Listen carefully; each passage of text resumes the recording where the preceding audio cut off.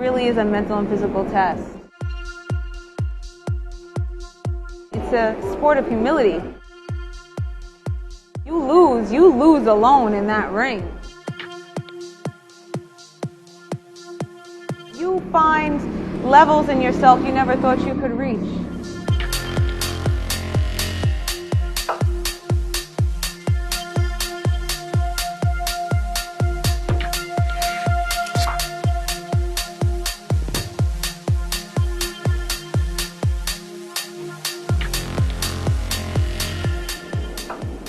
When did you find boxing?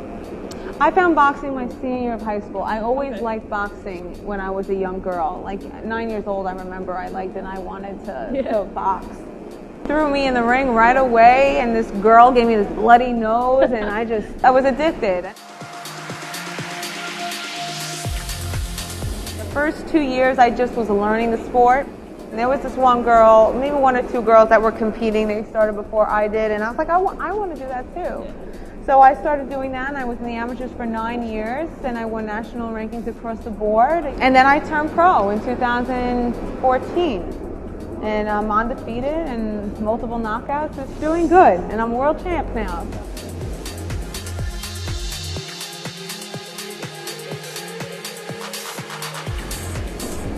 Besides the thrill of winning bouts and knocking people out, which I'm sure is extremely exciting, have you found that there are other parts of boxing that have sort of made your life better? Has it made you more confident as a woman? Oh, by far.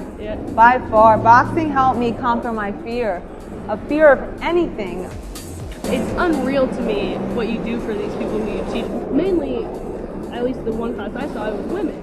Overthrow is the only spot in New York, any of these like boutique boxing gyms, we're the only one that actually has real professional world champion, nevertheless, boxers. And women. You could just tell that they're just like, they walk with like a little bit of an extra like height and spring in their step. And I can tell that you're giving these girls, even if it's for a moment, sort of this power, right?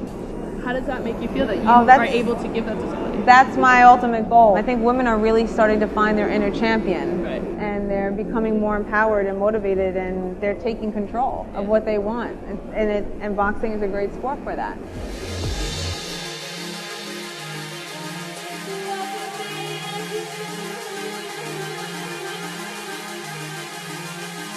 You know, some of the things I say during class, like when they're training and they're, you know, in the midst of this pain, I always say, find the peace within the pain. You have to always find the peace within the pain. And to grow, you got to get uncomfortable. So, you know, I try to push them and tell them, get uncomfortable and find that inner champion. And that's from as little as accomplishing a great workout in a class, trying to score that position in the office, or get your art in a gallery, or winning a championship fight. Nobody can tell you different. You know what's in your heart and your mind.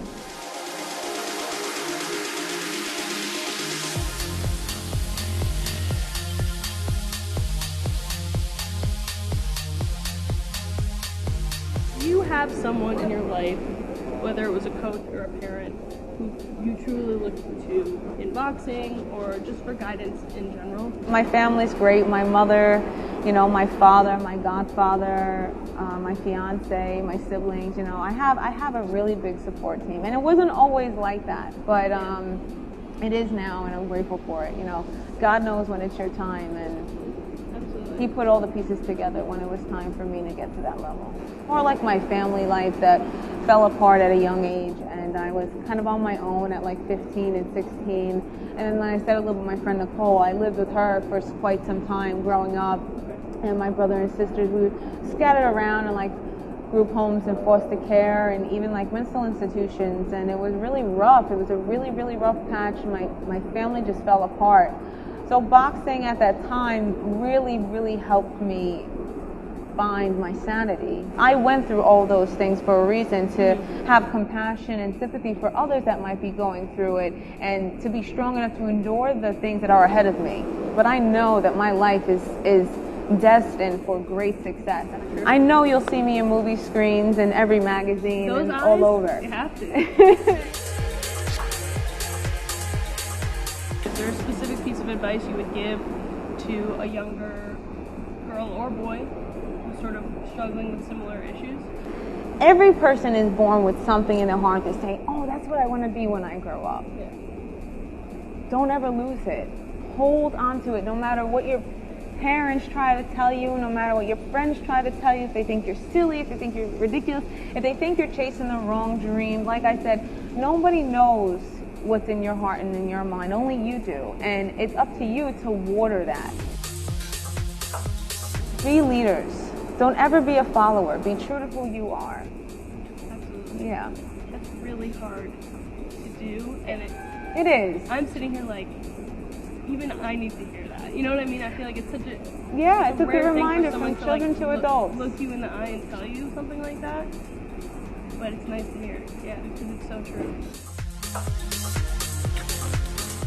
13-year-old Alicia. You could tell her one piece of advice, you could tell her one thing, what would it be?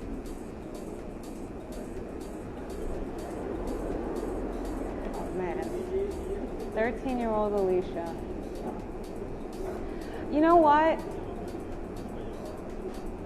I would say keep going, honey, because you're taking all the right steps, even the false. I don't regret anything. I do not regret anything. And I have been in some situations where I probably should say, damn, I regret that. But no, if I didn't take those falls, those leaps and bounds, I would not be the woman I am today. So I would just tell 13-year-old Alicia, guess what, honey? You're going to be a world champ. And she'd probably be like, what? And I'm going to win another one.